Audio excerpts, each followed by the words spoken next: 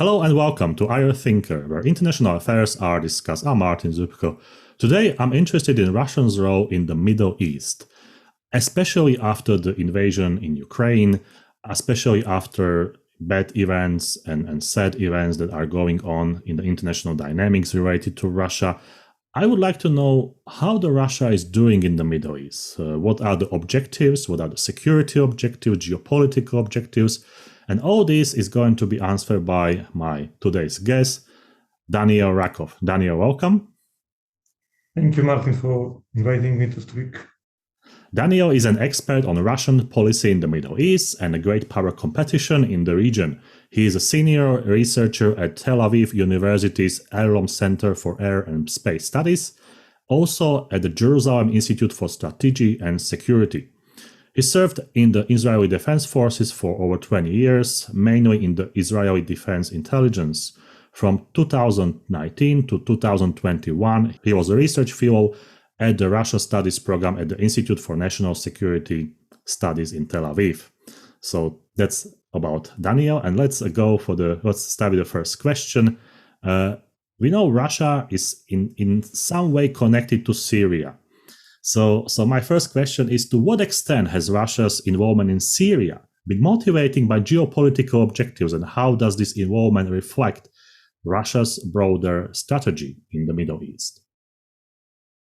So when Russia invaded Syria or intervened in the Syrian civilian war in 2015, there was a lot of discussions whether the main reason is that what Russia was talking about, which is fighting the terrorism and trying to propose to the United States a joint coalition against terror, global coalition against terror, or it's about geopolitical motivations. And I would say that not that Russia is not fearful of terror, and indeed there were inside of Daesh, ISIS, persons who with a large group of people who was originally from former Soviet Union or former Russian Federation, from the territory of Russian Federation.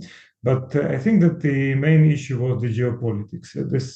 During this time, President Obama was describing Russia as not really a global power. And Russia wanted to prove that indeed it was, and one of the main issues to prove it was to prove that it is able to project military power far away from its borders. So far away is quite difficult for Russia because its army was not built for really to project conventional military power anywhere on the globe like United States, but to project itself into Syria was just comfortable distance, especially having a local partner to work with, Assad regime. So my understanding was in 2015, and it is still today, that the main reason was to try to establish that Russia is a military power of global scale, which is able to stage a large-scale intervention. And indeed, we don't know when really it started, but at least it started since summer of 2015, and in September 30th, so about month and a half, Russians established two bases in Syria, aerial base and naval base. Aerial base in Latakia, it's called Hamimim, and the naval base in Tartus, and brought equipment and brought soldiers and brought aircraft, and was able at the end of September to start its anti-terrorist operation in Syria. And we can speak about its success later on. But I think that they proved that they can do at least something, and many European countries cannot do what Russia did now, even nowadays. So it is not something to disregard. And in that time, ISIS was one of the main issues in the global affairs. So Russia proved itself as somebody who is able to give to be involved in major international affair, to prove it is a worthful partner for a regional, for a small country like Syria, and the Russians did save Syrian regime. It was an opportunity to portray Russian military capabilities in order to sell weapons. So and through Syria, Russia became an important actor for all of the countries involved in Syria. And besides the international actors, there is Turkey and Iraq and Jordan and Lebanon and Israel and the International Coalition Against Terror. So just by being involved in Syria, Russia became important for almost any country in the Middle East. And I think that I will end the answer to this question, that Russia continues, we are already 8 years since, Russia continues to stick to its commitment to Syrian regime, because it understands that it is a rather cheap endeavor currently to continue this involvement, but it does serve a lot for Russia regional prestige and for Russia international prestige. And therefore, I think that Russia will continue to be in Syria as one of major footprint in the area, in the region. And Daniel, do we have any evaluation or any reports about the cooperation between Russian army and Syrian army? In terms, when you have the NATO countries, they collaborate and there are like exercises together, and they basically say, the successes and failures. But in terms of Russia and Syria, sometimes it looks like Russia is in Syria because of Assad regime only. But when it comes to collaboration between the armies, like naturally, that collaboration is not that much, research. So what do you think about these two armies? Is Russia a good partner for Syrian army in terms of technology and weapons? Or it's mostly that Russia's geopolitical interests prevail? So I think that Russia, when it entered Syria, and this is something to remember about Putin's regime, so his lessons from the Soviet Union, and the way Soviet Union has collapsed. So, and it is very important for him throughout his presidency that he doesn't want Russia to collapse because of too much burden on the budget. So, during the current war, he is less strict on this issue, but during the Syrian invasion, it was very important so the invasion would be cheap. So the fact that you had the regime that gave Russia bases and some assets, it was cheap. They had another partner, which was Iran, with its military in Syria and Hezbollah militias and other militias, and the Syrian army. So the Syrian army were the boots on the ground, and Russia could make this campaign on mostly an aerial campaign and make it cheap from the point of view of not a lot of danger for Russian personnel, and they do not need a lot of soldiers there. So, and since then, so we around 2016, 17, the borders of control of Assad regime has stabilized. So the Russians succeeded to make it stable, to enlarge the borders he controls much more than 2015. But there are large chunks of the country which are not controlled by the Assad regime and cannot be returned currently. It's mostly the east and north part of Syria, the Kurdish area, which is under the auspices of the United States, and Russians will not go to war with the United States. So they try to influence it in hybrid ways, as people say, but they don't confront it directly. So for long, so the Kurdish area is beyond their control. At the north, there is several chunks of territory alongside Turkish border, which either are occupied occupied directly by Turkey or under Turkish auspices, the Idlib enclave. And at the south, there is Al-Tanf area, which is also controlled by the United States with a small contingent. So the Russians, in order to keep the situation the way it is, they don't need a lot of boots on the ground. And the Syrian army and the Iranians try to control the situation. There were times when Wagner people were helping Russians, especially the commercial interests. So and from the Russian point of view, I think that another historical lesson is from Soviet involvement with Egypt. So Soviets were involved with Egypt since the 50s, and they put a lot of effort and resources into Nasser regime until Nasser died and President Sadat came to the power to Egypt, and he sent the Russians away, and he turned his allegiance to the United States ever since. And for the Russians, it's a historical lesson. So they don't need the Syrian regime too strong. So it must be strong enough to stand on its feet and to be able to defend itself. The Iranians have to take some of the burden, so the involvement would be cheap. Russia needs the Syrian regime to keep safe the Russian military bases in Syria.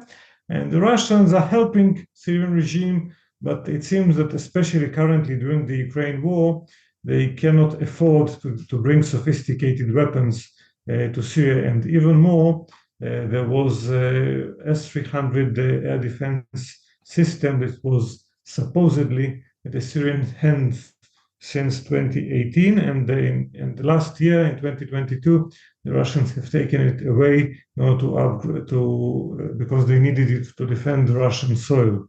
So it seems that sophisticated weapons are less to be delivered to Syrian regime. If there is some acute need, they will do it. They will support it. But I think that this alliance of Russians, Syrians, and ad hoc alliance, I must say, they can withstand the challenges they face.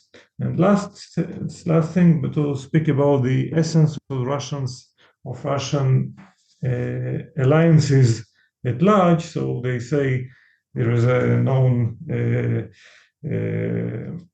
proverb by the Russian Emperor Alexander III that Russia has only two allies: its army and its fleet. So Russia is not used to have allies. So Syrians and Iranians are partners, that they are not really allies, and Russia is used to act by itself because it finds ad hoc partners to promote ad hoc interests.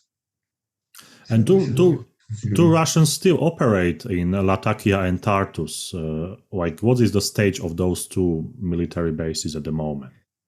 Yeah, so Russia in 2017, if I'm not wrong, Russia signed an agreement, interstate agreement between Syria and Russia, which to lease Tartus and Khmeimim, the two bases, for 49 years and automatic extension for 25 years. So they intend to be there for a long time, and this is the same. They've signed similar agreements with Armenia and Central Asian countries and Abkhazia and South Ossetia. So this is a standard procedure. So it would be very difficult to oust the Russians away. So they are there. Nowadays, you cannot hide anything from the satellites. So on daily basis, you get reports by either by satellite providers or by people amateur people who like to analyze the satellite picture. So you constantly have analysis of activity by the Russian Air Force, Russian Navy, from Syria. It seems that the Russian contingent in Syria is smaller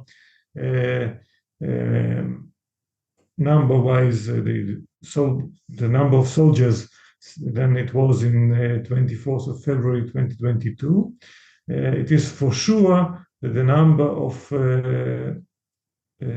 of ships diminished because just before the war, the Russians concentrated in the East Mediterranean, the largest naval buildup they had since the Soviet times. It was in the Eastern Mediterranean for many months, and then some of it moved away to the Pacific Ocean, to the Baltic Sea. But still, there are several ships here. They shadow the NATO activity. They patrol the Syrian soil, so the Russians are still there. We know that there is an emerging cooperation between Iran and Russia in terms of drones.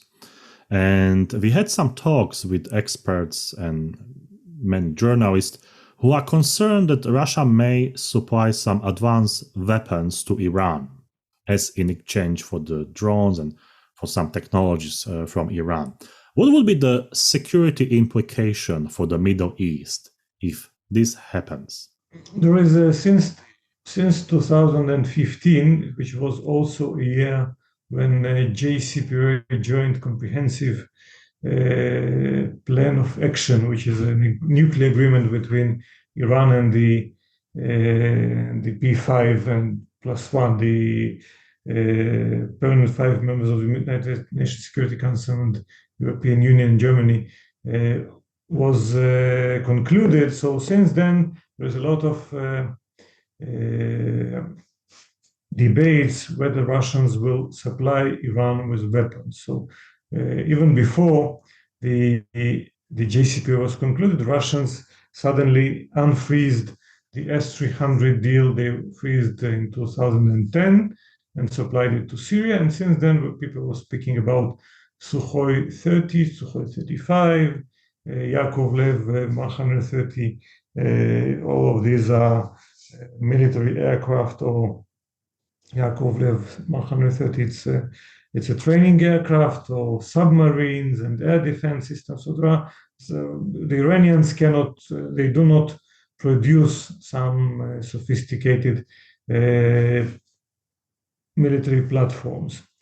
But in 2020, the arms embargo included in JCPOA expired, and despite this, the Russians didn't supply the Iranians a lot of finished weaponry. In less than a month, I think, or in months from now, another aspect of sanctions on Iran will expire. It's a sanction of ballistic missiles. So due to these sanctions, Iran should not receive or trade or export missile technology. But the drones you are talking about, in the essence, they are part of missile technology. So there's a debate whether the export of these drones, or the buying of these drones by Russia, whether it violates MTCR treaty, missile the MTCR, it's a treaty dealing with the restrictions on export of missile technology. So, and Russia was, I think, during 2022, chairman of MTCR, and nevertheless it bought these drones. So I think that there is no problem for Russia of restrictions. It's only in itself. So the mere fact that Iran is sanctioned, or if Russia is signed at some treaty, the main issue is Russian calculus of interest. How will the Russian concrete interest will be hurt or promoted due to to export or import of military technology? So Russia would like to be portrayed as a serious international partner, which which does keeps its obligations, but there are many examples where it does not. So when Russia decides whether to keep its obligations or not. So, for instance, in drones, they needed them direly, desperately. So they concluded a deal.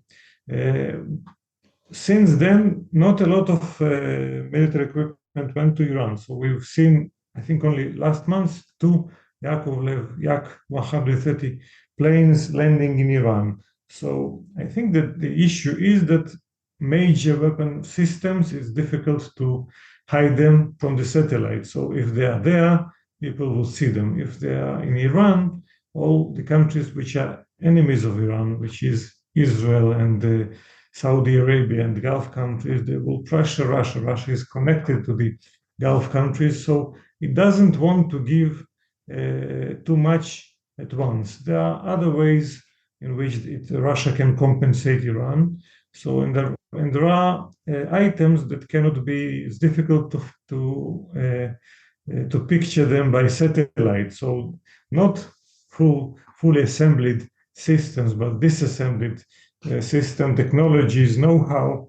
This is something that can travel more easily between Russia and Iran, and they have a common border through the Caspian Sea, so it's difficult to catch them. So I think that the main issue for the countries which are worried about this relationship, and Israel is one of these, is that Russia still, despite its being in a gap vis-a-vis the West, it still has many technologies which are better than Iranian, especially in military field, in nuclear field.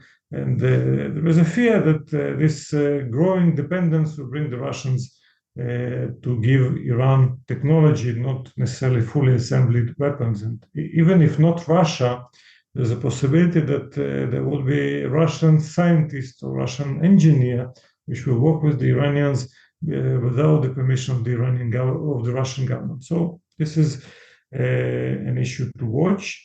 And another issue to watch is the growing Russian-Iranian economic cooperation, which is also a significant issue because despite the fact that the two countries are close, for many years Israel had more trade with Russia than Russia and Iran. And Israel is 10 million people country, and Iran is almost 80 million people country. So one of the issues was lack of common interest and competition in the markets. And what has changed that now Russia, and also there was a contradiction because Russia many times joined the Western sanctions. And now Russia is not joining realistically the Western sanctions, and they need the Iranians to circumvent the sanctions on Russia, and Russia has to reroute all of its economy to the east, to Asia, and therefore because they cannot sell its commodities to Europe, and therefore it needs Iran to go through Iran in order to build a new international trading corridor through Iranian soil. And now we see much more economic cooperation, and the Russian-Iranian relationship suddenly becomes multidimensional. It's not only security, it's not only political cooperation against the United States, it also has a strong economic component. And may I ask you, Daniel, if you're speaking about Iran and Russia, is this cooperation because of the regime in Iran, or is this cooperation because the whole community, like business community, military community in Iran, they favor Russia as a partner?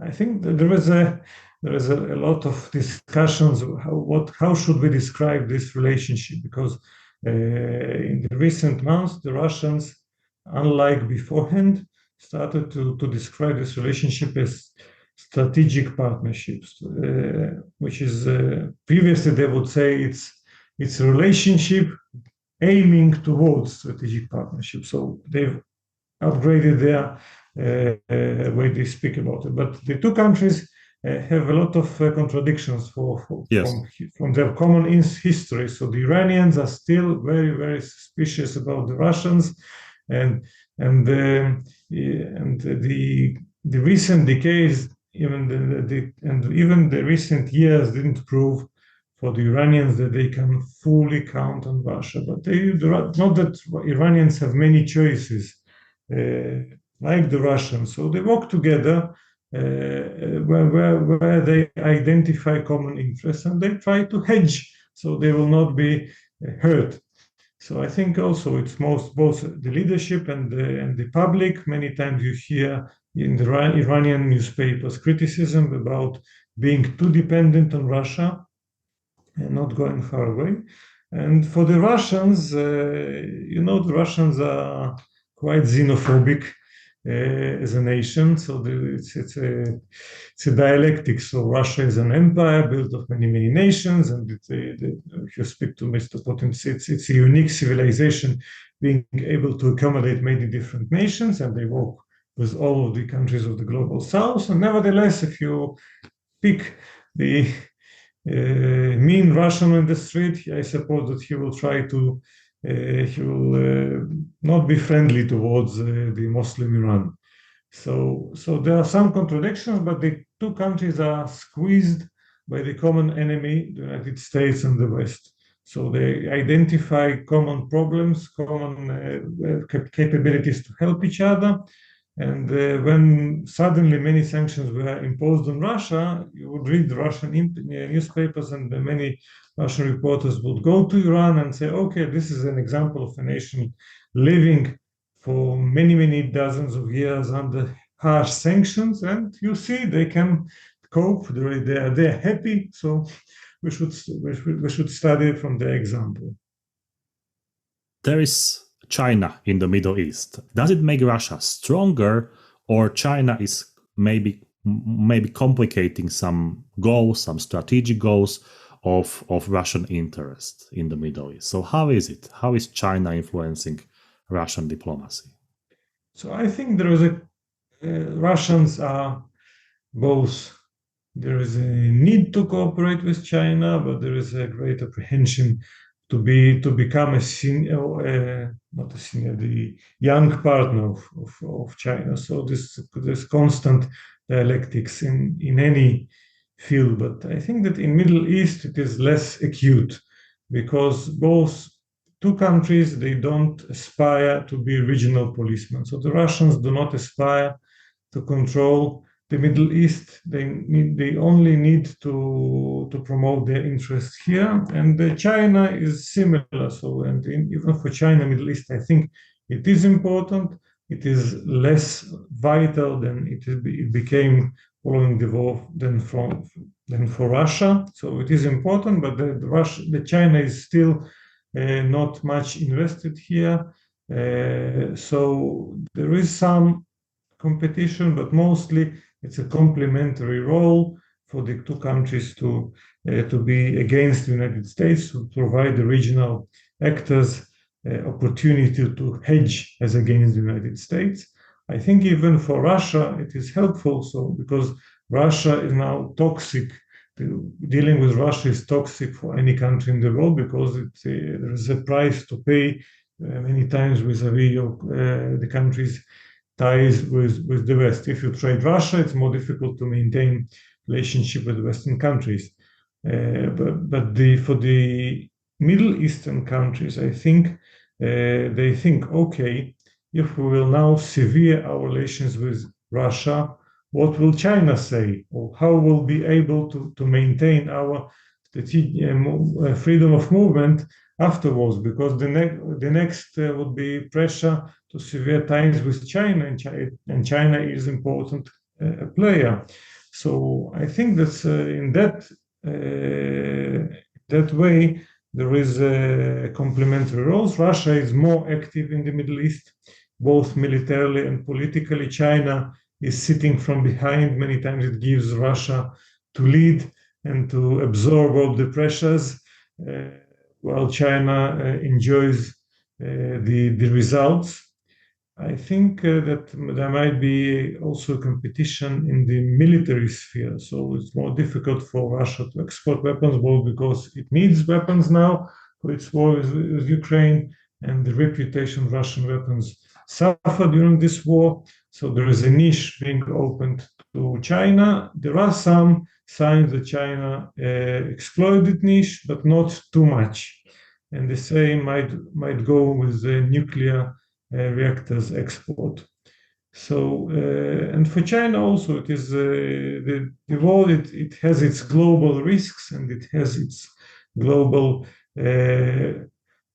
perks and opportunity to learn, opportunity to look how does Russia acts in the Middle East and to try to project it in the scenario of future. What will happen if China invades Taiwan? So I would say there are tensions, but it's not very tense competition. During Netanyahu's election campaign, I watched some documentaries, some reports, and there were pictures of Putin on the buildings. Netanyahu was quite friend with Putin. And Russia was portrayed in Israel as a strong partner, we have to say that, also because of the big diaspora living in Israel. But after invasion, many things change.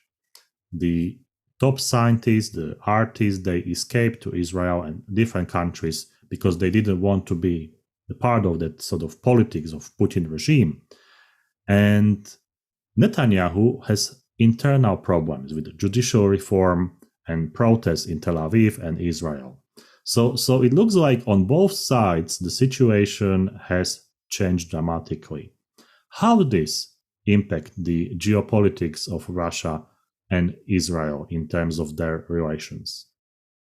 So there are many processes that unveiled during this period of time. So we had 5 elections. It's not only one election campaign, and we have the Russian-Ukrainian war, and we have so the international environment has changed. So it's too complicated for a 5-minute answer, but I will say that when Netanyahu came back to prime minister's office the last days of 2022, he did receive just before he entered the office. When he was already, and it was understood that he will return to be a prime minister. So just before he has sworn his current government, he received a congratulatory phone call from Putin. It was 2 months after the elections, but it was not as an acting prime minister. So he's got this phone call, and since then the two leaders didn't talk. So we are now already almost more than 9 months that he's in office, and they didn't talk, they didn't meet. So I think that he understands that it is not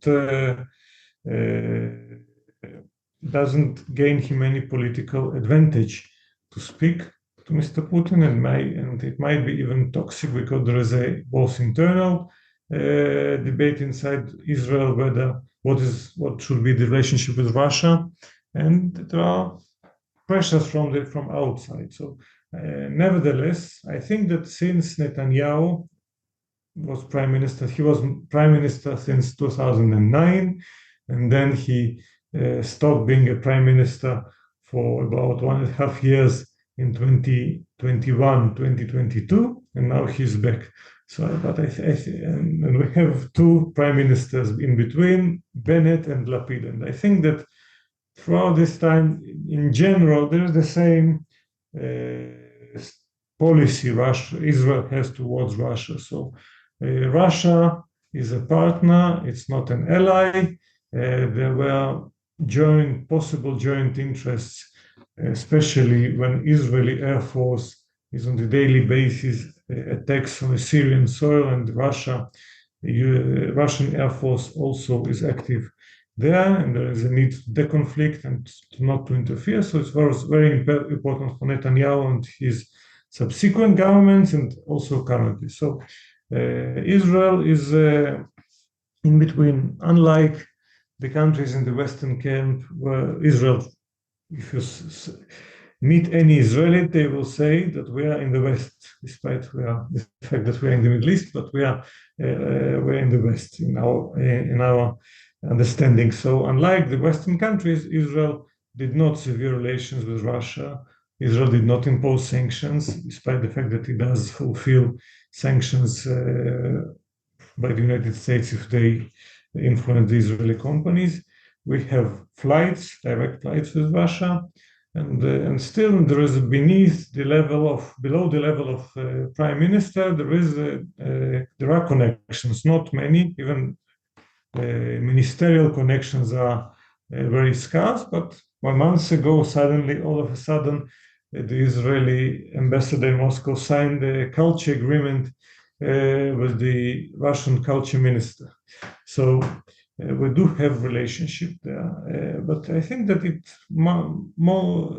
the potential of these relations became much smaller than it was beforehand, and I think it's more trying to maintain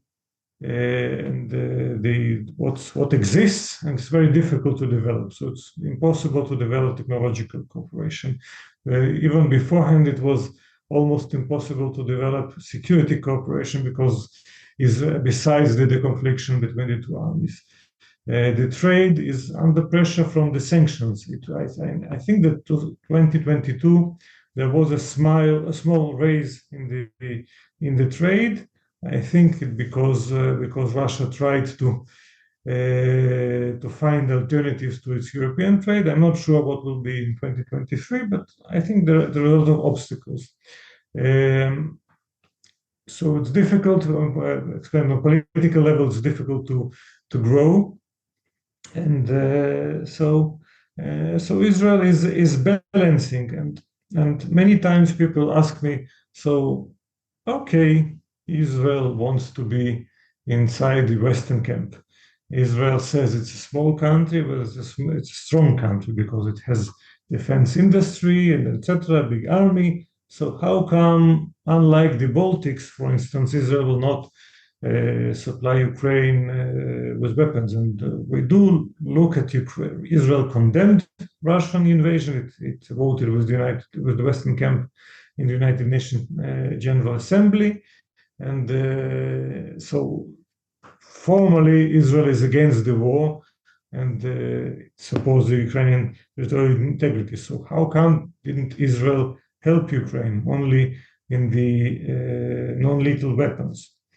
And the explanation is that for the Baltic states, or for Poland, or for England, or for Finland, which border Russia, Russia is the main existential threat for their national security, and the war in Ukraine only underlined the risk is high, and they may be next in the row. So it's better to give weapons to Ukraine so that to postpone this scenario. And both those countries are also enjoying the defense of NATO. Israel is alone; it doesn't have formal alliances. It has a strong relationship with the United States, but it's not a formal alliance. And the United States is distracted currently, both with the Ukrainian war, with the scenario of Taiwan. So, and Israel it's not that we are waiting for some future war which might come or might not come. During the days of the Russian-Ukraine war, had I think 3 large-scale operations with the Palestinians in Gaza and Judea and Samaria.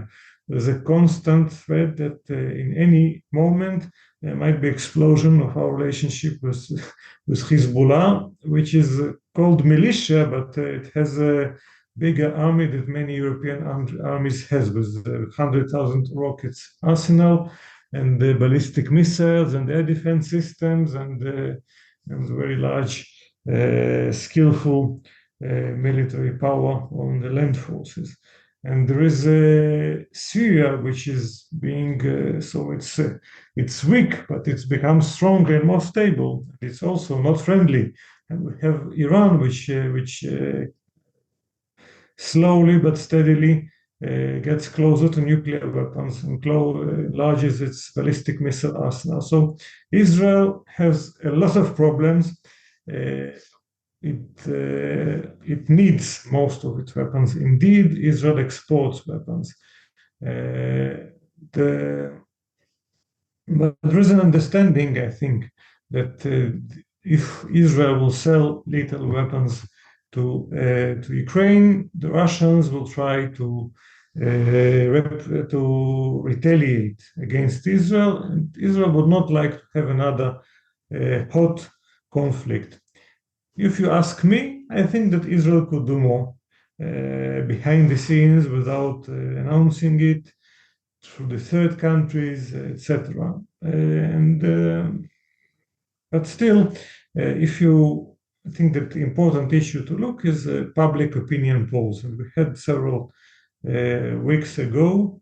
Mitwin Institute in Israel has made a poll, which was published at the beginning of September, and you see there is Ukraine fatigue in Israel. So only, I think, a third of population, which are those who are interested in the war, say that Israel should make much more active role helping Ukraine, confronting Russia, and most, about 66% of the population, are either indifferent or against it. So, and because it is not an important issue in internal politics, I think it's less than in European countries. You see that it's not less of a pressure of an issue for the government. So I hope it's more clear now. One notion is the Abraham Accords, which Israel basically was leading this diplomatic initiative. What was the reaction of Moscow to this initiative?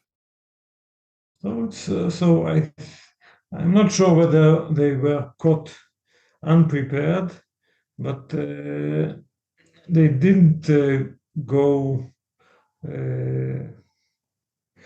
They were not enthusiastic when it happened. I think that because Russia would, at that time, it would like to try to make itself as a bridge maker between Israel and different countries in the Middle East. And here you see that not only Israel succeeds to make direct connections, the one who facilitated this relationship was the Trump administration. So Russians were not very eager, but nevertheless, the Gulf countries are new partners of Russia. So they've, if in the past they were competing, and the relationship was very rocky one. So since 2016-17, the OPEC Plus group was established. So Russia and Saudi Arabia now control the main oil cartel in the world, and they have a lot of. They found out that they have a lot of interest in common. So not that they fond of each other, not that the Gulf countries would like Russians to be their patron, but they have common interests. Each country has their common interests, and for Russia it does open opportunities. So after a short surprise, I think the Russians started to think, okay, so how can Russia enjoy this relationship? And I think that they understand its effect. It's not against them. It does open some possibilities in trade, I think, in politics. So they work with it. I think that if we look forward, so the main issue Israel looks currently is to promote, to continue these Abraham Accords, which were signed between mostly UAE, Bahrain, and Israel, and Morocco. And also there was some connection with Sudan, but it is a low-key connection. But the main issue for Netanyahu government is to try to make an agreement with Saudi Arabia, hopefully with Saudi Arabia as the most important, some religious symbol in the Muslim world, will carry away together with it some other big Muslim countries, both in the Gulf, in the Arab world, maybe Indonesia and Malaysia. So the main issue for Israel currently, and there is a trilateral deal being discussed currently between Israel and the United States and Saudi Arabia. So Israel would like to normalize the relationship with Saudi Arabia. Saudi Arabia demands from the United States the same that Iran got in JCPOA. It wants a right to enrich uranium on Saudi soil, which Israel understands, that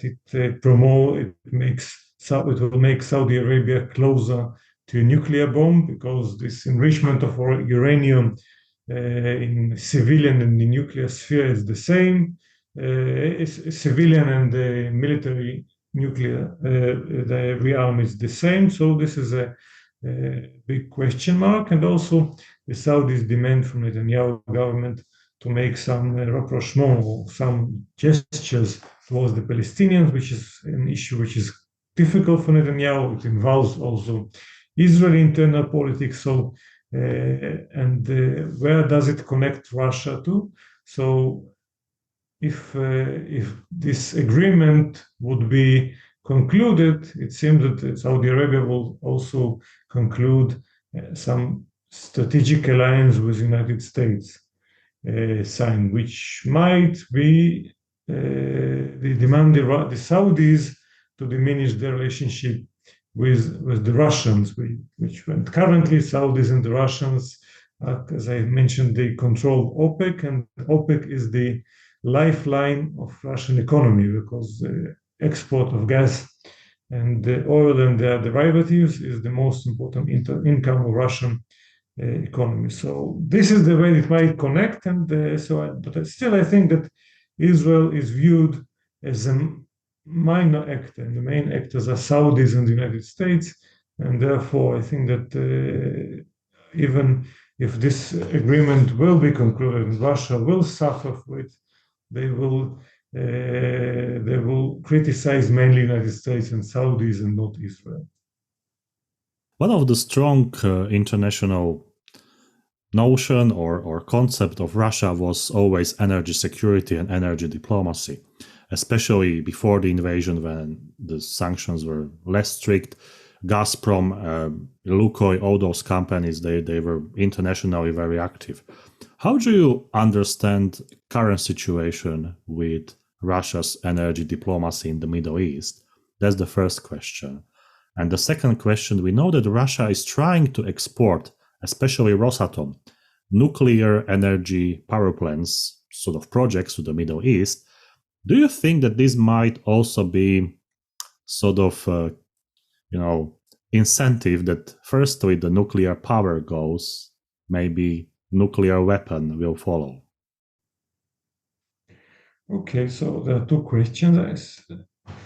I will start with the gas and oil. So Russia tries to, it understands that its trade with the Western world is diminishing, and it will go even smaller than it is currently now. And it tries to maximize what it can from the non-Western world. And so the Russian energy companies, they are mostly state companies or state control companies. So there are private companies in Russia, but they are completely aligned with the Russian state. They cannot go against it. So we'll see what the future will show us. But currently, they act in constraints. So they try to promote their business in the sanctioned countries or in countries which disregard the sanctions. So in the Middle East, for instance, Gazprom and Lukoil, they continue working with Iran, and Lukoil is strong in Iraq, and Russia looks at Turkey as a possibility to be a middleman for its gas exports, because there is still gas pipelines going to Europe, and they look at Turkey as some go-between, which in the future might buy Russian gas, blend it with the Turkish and Qatari and etc., and sell it to Europe. So because European market is much more profitable for Russia than all the other markets. But I think that they would like to come back to it in some way. So and then there is, as I mentioned, OPEC. The capability to coordinate the prices, coordinate the export is very important, because the Middle Eastern countries and Russia, they owe each other dozens of billions of dollars a year because they do not compete each other because of this cartel. So I think it is extremely important. And maybe another aspect is Russia. One of the Russian main customers in energy sector is India. So currently, to trade with India, Russia needs to ship the oil through the Suez Canal. I think that the idea is to try to build this logistic corridor through Iran, which will allow Russia to export oil through a railway, maybe in the future to build a pipeline, to make swap deals. So this is also extremely important for the Middle East to be the transit country. About gas, so Russia, Turkmenistan, Iran, and Qatar, four of these countries, I think they are the biggest, the big four of the gas market. The Russians look at the possibilities to build, for many years, to build some kind of cartel. There is no cartel, but still, I think there is a lot of discussion, and I will not be very surprised if you will find out that behind the scenes there is some coordination of the market. So also the last aspect, I'm looking here on the map, and I see Africa, and Africa is Russia looks at Africa as a land of opportunities. Africa is less prone to fulfill sanctions, and also Russia would like to develop African market as a market for its companies, and here also the Middle East is a transit. So in many aspects, I think Middle East is important for the Russian energy companies, either directly or through coordination or as a transit. As about the nuclear realm, so for Rosatom, for many years, Russian state and Rosatom was its arm, was looking at the nuclear civilian export to become some influence lever, for long-term influence lever, because in the Russian perception, if you build a nuclear reactor, it's almost for a century of relationship, because you negotiate, you build it for at least 10 years, you operate it for some 60 years, you dismantle it for 10 years, so it's an 80 years relationship. And during this time, there's the country buying Russian nuclear reactors must buy Russian expertise and support the nuclear fuel and so many services. So this was the reason, the thinking in Russia. In nuclear realm, it's one of the small handful of areas where Russia is realistically a world leader and could provide some financially solid solutions. So in the Middle East, there were three countries that bought Russian nuclear reactors, and so Middle East is a flagship for Russian nuclear reactor projects. There are 4 reactors being built in Turkey. There are 4 reactors being built in Egypt, and in Iran and Bushehr, there's an active one, the first one in the Middle East, and Russians are slowly building another 2. So, and because of the sanctions, because of the situation, so it's not easy for Russians to conclude new deals. It is important for the Russians to fulfill the existing one, to prove it is capable. And I think that so if you ask Mr. Putin, if you ask the head of Rosatom, it's a civilian issue only, but it does give the receiving end a higher step towards a military project if they wouldn't like to develop these, because you build 4 reactors, you need several thousands of technicians and say scientists and support personnel, and you work with nuclear reaction, so you develop this field, and it is easier to develop military nuclear rearm. I think that the current situation in general, so I think that the Ukraine war have changed it in my perceptions. It's difficult to prove. It's my theory that Russia, after the Ukraine war, became much less obliged to nuclear non-proliferation as as a principle. And so I don't think that Russians would run to help Egypt or Iran or Turkey to go nuclear.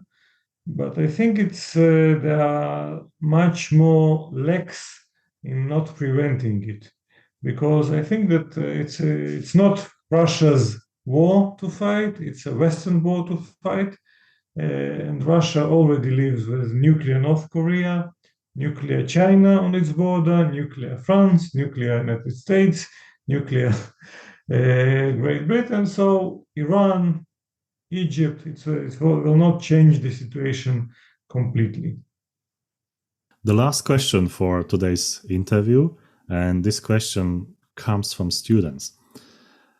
In which way Russia is portrayed at the moment in the press in the Middle East? We would like to know if not only Israel, but also like Saudi Arabia, Egypt, Yemen, UAE, are those countries very critical in the media when they are writing about Russia? Or this narrative is more neutral? Because in Europe, we have articles almost every day, criticizing everything about Russia because of the invasion. And students are interested in if outside of the Europe, if this is the same or not. What would you say, Daniel? So I will admit that I do not follow it closely, but have some articles that I read from time to time that I think that the vector, the trend is similar. That Middle Eastern countries, like global South countries, they are not very much. They are the people and the governments. They are not very much involved with the more emotionally involved with Ukraine. They think that the West is hypocritical. When they have problems, the West doesn't get involved. And here with the white people in Ukraine, they are very involved, and they are demanding. They don't. I think that the liberal democratic values are not very important here for the governments, and I think that even for the publics, they're a little bit disillusioned after the decade of Arab Spring. So and also you have Russian propaganda machine working, it is connected to the Russian information domain, information sphere, they call it, is connected through news aggregators to Arab Middle Eastern countries media. So the Russian generated news enter easily the Middle Eastern countries information space. And many times it's on equal weight, so with the Western narrative. So I think that in general, when I see public polls in the Middle Eastern countries, in general, the public is less critical of Moscow, and it is still seen as a global power. I think that there are countries where it is a little bit more weakened. There are countries where it is a little bit more strong. I think that in general, China gets stronger in the Middle East vis-a-vis Russia and the United States.